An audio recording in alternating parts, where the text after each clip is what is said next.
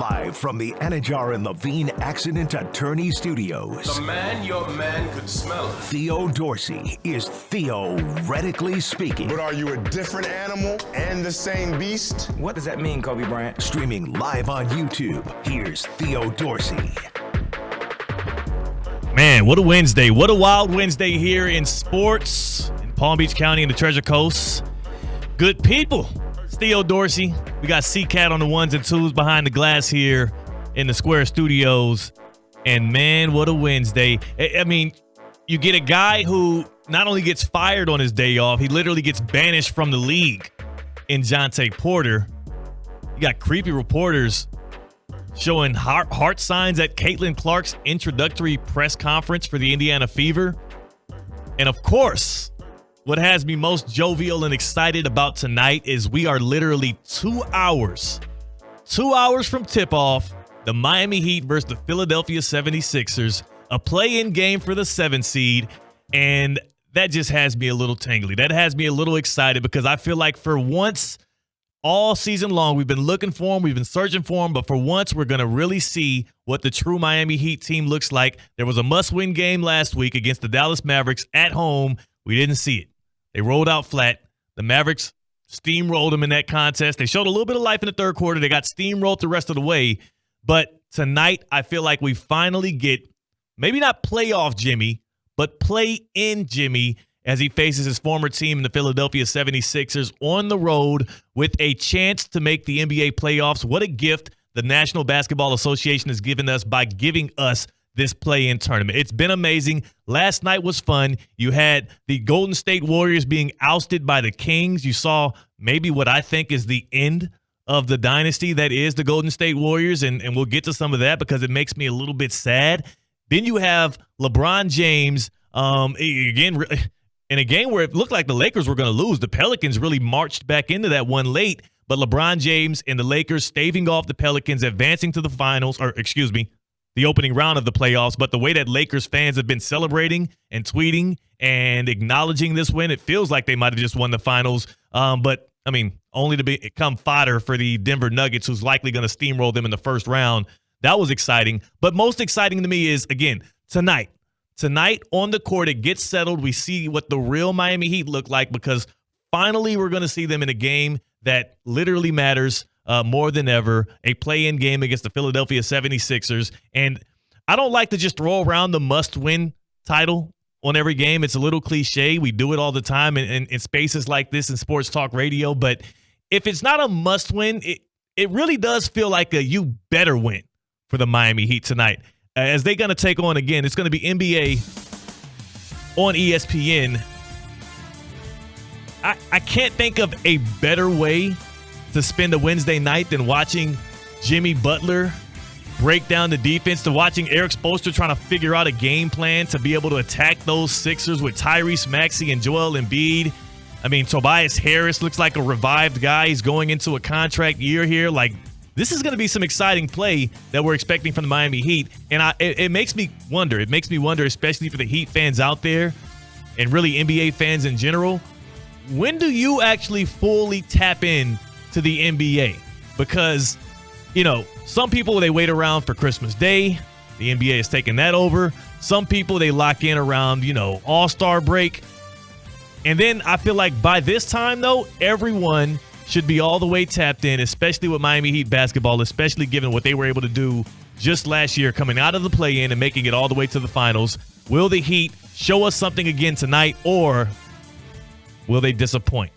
We'll find that out. We'll find that out tonight. And today is very exciting because for the first time in theoretically speaking history, myself and C-Cat going to take you right on up to game time, or right on up to at least the pregame show for the Heat and the Sixers right here on ESPN 106.3. So we're going to take you through 6:30. And we also have an action-packed show because we're going to have Pierre Garcon join us in a little bit to talk about this sports gambling discussion and the fact that a guy like Jontay Porter in the NBA is now without a career and now also probably going to be facing some other extraneous issues with him being banished from the league because not only was he betting on games that his team was playing in, but also betting the under on himself and literally subbing himself out and giving information to other gamblers so they can bet the unders on him that very, very taboo stuff here in the world of sports and sports betting. We also got Uncle Steve coming in a little bit later, and Evan Cohen from Unsportsmanlike going to join us to talk some Heat, to talk play-in, to maybe reinstate some confidence in the Heat fans out there that are hoping the Heat can pull through tonight, but also just to talk some shop. I got some Bill Belichick stuff I want to throw at Evan Cohen as well, because the news that dropped today and a lot of the fodder around Bill Belichick has me a little bit at least intrigued with what's next for Bill Belichick as he takes this year off before he goes into the actual NFL. So I say we actually start things off then. We'll get to the Heat talk. We'll be talking Heat throughout the day. I think we do need to start things off with the news that shook not just the NBA world, but the sports world at large. I mean, a lifetime ban from the league is serious. It's beyond a message. It's not just sending a message to other athletes to not do any kind of illegal gambling or do any kind of insider information to other people making sports bets. This is like a serious matter. Jontay Porter, if you haven't heard, a forward for the Toronto Raptors, the NBA banning him after an investigation into what they believe was him not just illegally gambling on games while he was employed by the Raptors, while he was on the G League team, but also giving out information to other sports bettors so they can have a bit of a lead on this. And my number one takeaway from this is, yes, Jontay Porter, he risked his whole career on this, and he ends up on the wrong side of things, right? Also, for Jontay Porter, he bet in the report that the NBA put out, and I want to get this number correct here before I say it, he bet up to or totaling around $54,000, right? He bet around $54,000 amidst parlays and all kinds of other ways that you get in on the action, and his winnings netted him about an earning of $21,000. So he ended up making a little bit of bread, right? His NBA contract is around $600,000 a year. He'd probably, I mean, that's chump change to a guy that's making some real bread. But C-Cat, he made a little bread.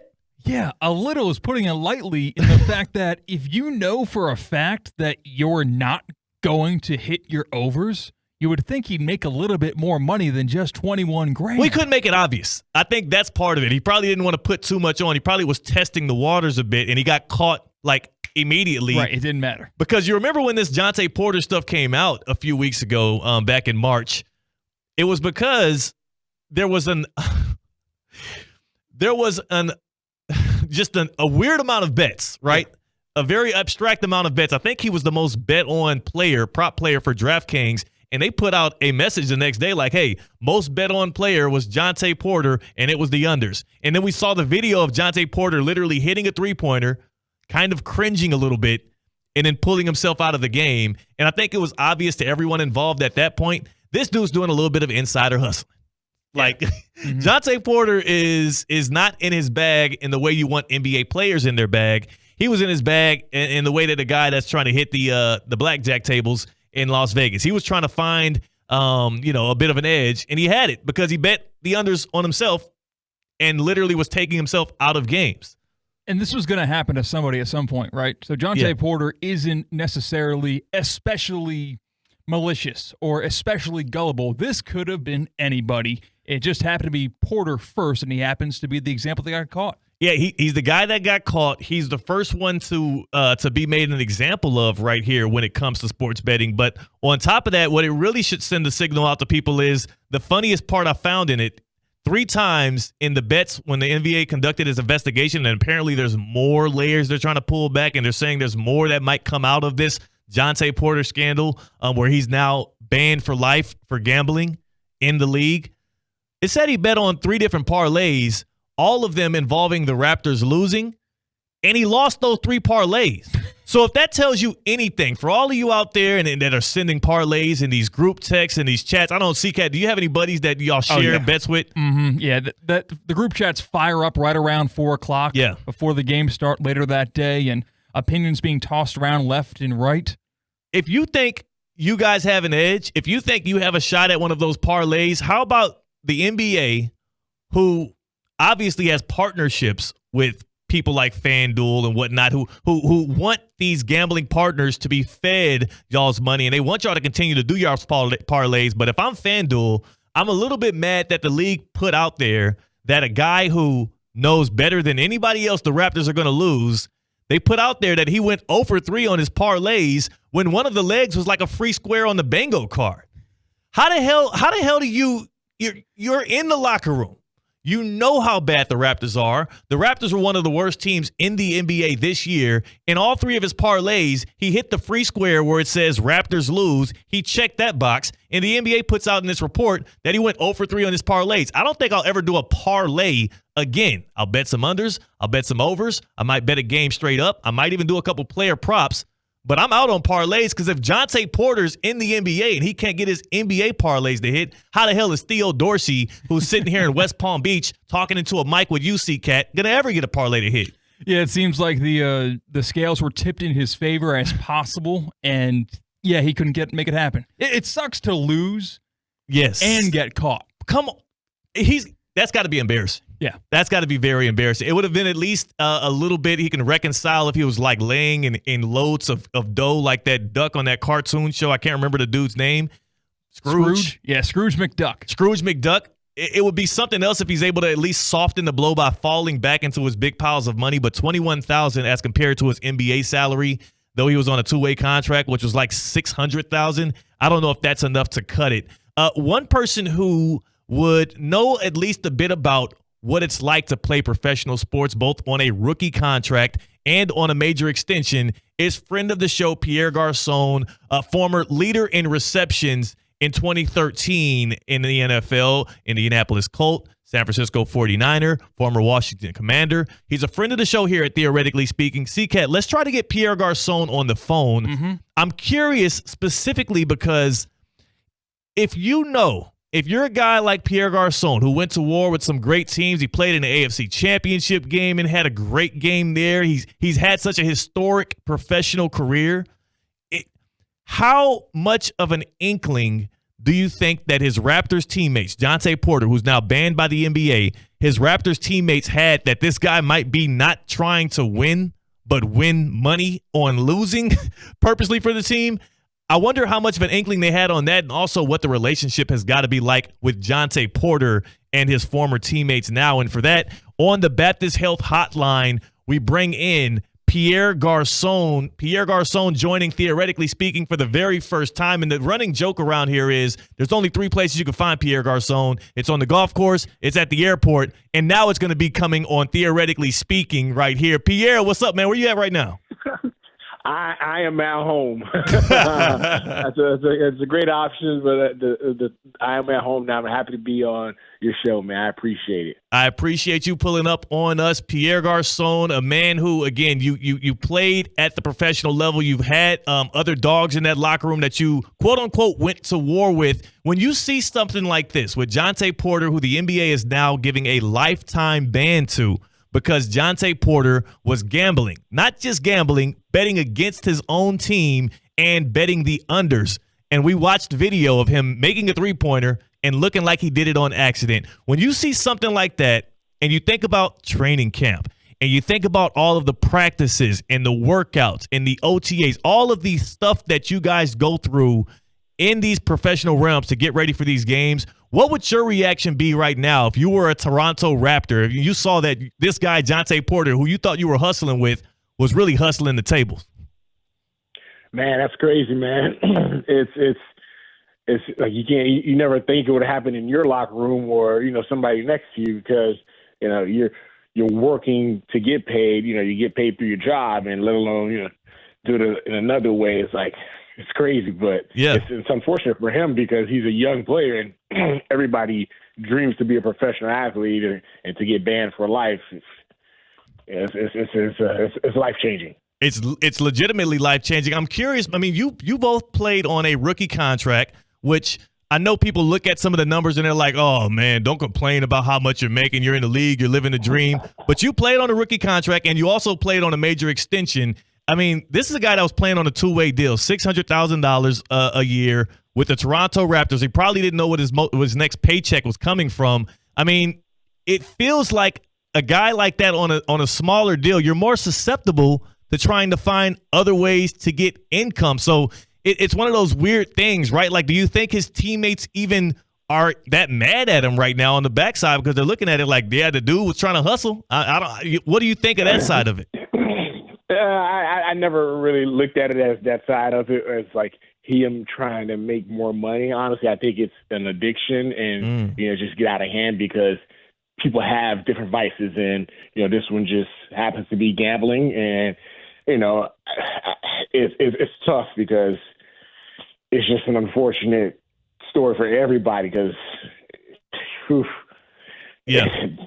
guys, we know players come and go out of the locker room, but for it to come like that, it's unfortunate. Is it ever talked about amongst athletes? Is it ever talked about not specifically them themselves gambling, but the sports gambling stuff as a whole? Because I know that we have all these stories of athletes who get berated more because they didn't hit certain player prop overs or unders and whatnot. Did you deal with any of that, and how much is sports gambling just discussed in the locker rooms? Honestly, it's like a different space. There's guys that gamble, and then there's guys that don't gamble. There's guys that I felt like when I was in the locker room that we were always gambling every day because we're betting that we're going to win. We're going to win. We're going to win, and we're putting in the work already to win. But there's guys have different way to spend their extra time, and I think this is just what it is, and I don't think guys really talk about betting because it's always been a taboo thing until lately. And when everybody else is betting, players bet too. But actually in the casino through other sports bookies and stuff like that, which is dangerous. But we're already betting, every day we go to work. Right, you're betting on yourself. You're betting that your body gonna make it through that game or that workout. Right, that we're gonna win. That's it. We're betting that we're gonna win. Yeah. But Pierre Garcon here on Theoretically Speaking, and you know what I wouldn't bet on you against is a game of golf. We hit the Palm Beach par 3. What was that, like a few weeks ago, right? Beautiful place. I've seen, it's funny because folks inside of, personality wise, you're a very jovial guy. You're a very nice guy. When we got out there and pulled the clubs out and started competing against each other, I saw a bit of that competitive side come back out of you. I thought I was like a DB lining up against you inside the lines, man. You get after it in golf. Well, it's a one-on-one game, and I enjoy winning. So that's what we always bet on winning. Right. Now I'll be seeing you this Friday, right? This Friday, you're going to be out at the Palm Beach par 3, and it's an event, right? It's an event that we're going to be covering for ESPN West Palm Play. What's happening at the Palm Beach par 3 on Friday morning, and why should we be excited to get out there? This Friday at the Palm Beach par 3, Friday 9 a.m. we're having a shotgun par 3 tournament with Junior Achievement. I've partnered up with Junior Achievement. They love to educate and mentor young kids in our community, and I'm happy to be a part of that because I enjoy giving back some resources that I've had to help me out through my life. Right. Now, see, you got Raheem Mostert going to be out there as well. And you all, I know that the golfing is going to be happening. What does Junior Achievement mean for the community? What's the goal for them? And then also, how can people get involved if they want to be able to either get out there or donate to the cause? Definitely, man. To help out, to volunteer, that's our main goal, to help out the community, young people in our community by, providing, financial literacy, education to them, as well as just mentoring them so that we can help guide their life so that, make their world a little better. The young people are our future. So we're putting them on the right track so they can do well. Junior Achievement is looking for volunteers to help out. I'm going to have a couple of my NFL friends out there playing golf and, mingling and mentoring some of the young kids of Junior Achievement. So it's going to be a great day full of activities and just having a great time and giving back to the youth. That's our goal. I love it. If you want to get involved with Junior Achievement, 954-232-3806. We'll be out there Friday morning. We'll cover it. Subscribe to ESPN West Palm Play on YouTube. ESPN West Palm. I'll have the story, and I'll also get a couple shots of Pierre golfing just to show y'all how sweet that swing is. Man, you really got it going. I need to get back out there with you, but I want to practice first so you don't whoop up on me again. We're always practicing, man. When we're playing, we're practicing. So I'm looking forward to the next time. And I have to try to keep getting better because I'm looking to play in better tournaments. I like tournaments like in Hope Sound, Yeah. the Jordan course. Well, yeah, I was about to say when you go there, you got to really bring your game, and you also might want to bring some bucks because there might be some betting going on out there as well. I'm looking forward to it. Alrighty, Pierre Garcon, appreciate your time, man. I'll see you there soon. I'll see you Friday morning. I'm out there at the Palm Beach Par 3. That Pierre Garcon joining us on Theoretically Speaking, talking a little sports betting and some golf as always. That's what you're going to get when you get Pierre Garcon on here on the Baptist Health Hotline. Speaking of Baptist Health, are you experiencing foot and ankle pain and need to see an expert in the field? Baptist Health Orthopedic Care has a team of foot and ankle orthopedic surgeons and specialists who are regarded as leaders in their specialty. Visit baptisthealth.net/ortho to learn more today. Baptist Health Orthopedic Care combines its resources of experienced physicians and leading-edge treatments and technology to provide an advanced orthopedic, foot and ankle, joint replacement, spine, and sports medicine care. Visit baptisthealth.net/ortho for more information today. Baptist Health Orthopedic Care has offices conveniently located in Palm Beach County through the Florida Keys. Learn more by visiting baptisthealth.net/ortho. Wow. Hey, C-Cat, I feel like with Pierre, he probably didn't want to step on Jontay's toes a little bit there, but he was honest, man. When guys are out there, they're already betting on themselves to win, but that was the opposite of what Jontay was doing. He was trying to make some change, betting on the Raptors to lose, which is what they did. Exactly. It was as selfish as a decision you can make in the locker room, right? I mean, it's pretty much you're in it for yourself and only yourself, unless you're sharing those tips with your teammates, which you probably wouldn't want to do just that. And he shared with a couple of guys, and that's how we got caught. And it was interesting to hear from Pierre saying that there's a gambling group of guys in the locker room, group of guys who don't gamble. So that's a fine line, right? And how close you get to everything. And if you involve yourself with those illegal bookies, like were more prevalent during the time when Pierre was in the league before widespread legalized sports gambling, you were betting illegally. Most likely, if you were betting, unless you were living in Las Vegas, which that wasn't the case. Nope. You got to avoid those problems. You got to avoid those problems. And problems is what Jontay Porter has now because he's going to have to find a new career, but at least he has the $21K. He fumbled the bag, man. He fumbled the bag. Things that will make you sad in sports. Also, what we're going to be getting to here on Theoretically Speaking, there's the Warriors dynasty collapse. There's Zion Williamson once again limping off the court. There's a lot of things that just have my heart a little sad today. We'll talk about that and more when we come back. We're Theoretically Speaking on ESPN 106.3.